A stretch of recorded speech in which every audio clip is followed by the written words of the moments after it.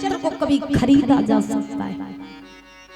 अगर आपका घर मकान टूट करके गिर जाए, मेहनत करके आप घर मकान दोबारा बना लोगे, आपके पास में पैसा खत्म हो जाए, मेहनत करके दोबारा कमा लोगे, लेकिन अगर इज्जत चली गई और चरित्र चला गया तो इसको न तो खरीद सकते हो न बना सकते। इज्जत को संभालना, चरित्र को बनाना, ये और किसी के हाथ में नहीं, ये केवल और केवल मनुष्य के हाथ में होता है।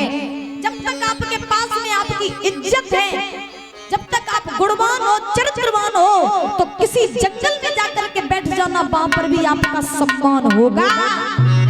और अगर आप चरित्र से गिरे हो, अगर आपके पास इज्जत नहीं है, आप इज्जतदार नहीं हो, तो समझ लेना 1000 लोगों की भीड़ में बैठ जाना आपका अपमान होगा।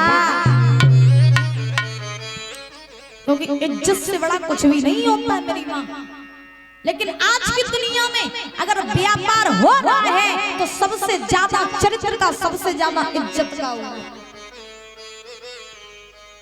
आजकल लोग अपनी मर्यादा में नहीं है, लोग अपनी इज्जत नहीं जानते, अपने चरित्र को चंद पैसों में बेच देते हैं।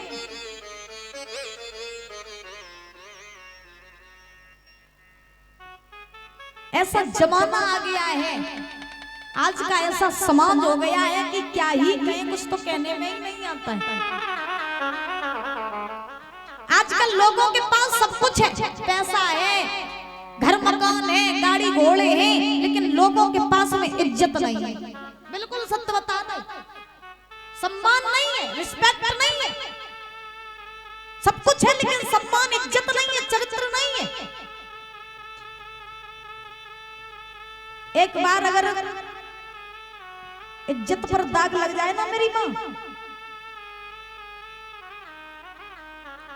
तो जिंदगी भर ये कलंक का दाग कोई छुटा नहीं सकता है।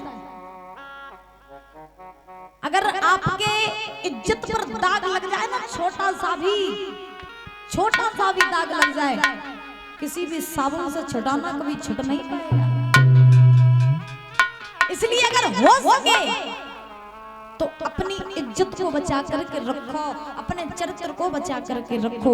आजकल महाराज ज्यादा बात नहीं कर रहे, मेरा काम है बताना, आपका काम है मानना। मेरी बात अच्छी लगे तो मान लेना, और ना अच्छी लगे तो यहीं छोड़ करके चले जाना।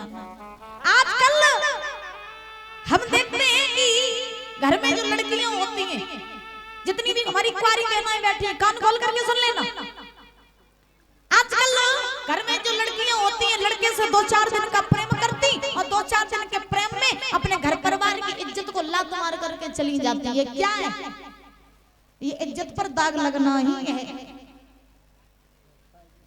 ध्यान रखना, जो लड़की अपने कुल खानदान की मर्यादा नहीं जानती, जो लड़की अपने माँ बाप की इज्जत को नहीं जानती, जो लड़की अपने घर परिवार की इज्जत को नहीं जानती, वो लड़की नहीं होती, लड़की के नाम पर कलंक होती है। इसलिए मेरी बहनाओं, अगर हो सके अपने घर परिवार का नाम ऊंचा न कर पाओ तो हो सके तो कम से कम नाम को गिराओ तो नहीं। प्रेम करो, अच्छी बात है, हम नहीं रोकते, प्रेम न करो, अच्छी बात है। प्रेम की जितनी सुंदर परिभाषा तो किसी की है ही नहीं। प्रेम करो, बहुत अच्छी बात, लेकिन प्रेम ऐसा न करो कि प्रेम के चक्कर में तुम्हें माँ बाप को छोड़ना पड़े, प्रेम के चक्कर में तुम्हें घर की इज्जत को लात मारनी पड़े। ऐसा प्रेम कभी मत करना।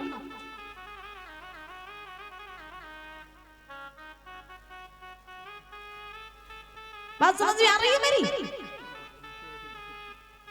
अगर घर में एक राक्षस निकल जाए ना, एक राक्षस, और घर में अगर एक भी छोटा सा भी काम अगर गलत हो जाए,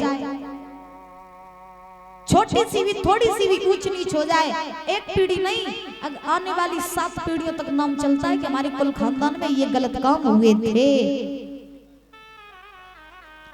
तो अपने घर परिवार को सुधारना चाहिए, अपने बच्चों को संस्कार देने चाहिए, और सबसे पहले हम लोगों को ही सुधरना चाहिए। ध्यान रखना। लेकिन आज के जमाने में क्या है, खुद के अंदर कालापन भरा है, खुद की इज्जत है नहीं, लेकिन दूसरों की इज्जत पर उंगली उठाते हैं, दूसरों की इज्जत पर उंगली उठाते हैं। वो ऐसा है, वो वैसा है, वो वैसा है। क्या तुमने खुद के अंदर देखा है कि हम कैसे हैं? देखा है कभी? ध्यान रखना, अगर आप किसी की तरफ एक उंगली उठाओगे ना तो ये 3 उंगलियां तुम्हारी तरफ इशारा करती हैं कि सबसे पहले खुद में देखो, उसके बाद दूसरों को सिखाना, उसके बाद दूसरों के चरित्र पर उंगली उठाना। इसलिए सबसे पहले हमें सुधरना है, उसके बाद समाज को सुधारना है। होता है ना ऐसा? अब आप सुधरे नहीं हो, दूसरों को ज्ञान दे रहे हो तो ये भी अच्छा नहीं है। तो हमें सुधरना है कि नहीं? बताओ, आप बताओ। अपने घर की इज्जत बचानी है कि नहीं? इसलिए मर्यादा में रहा करो। बोले गोविंद भगवान की।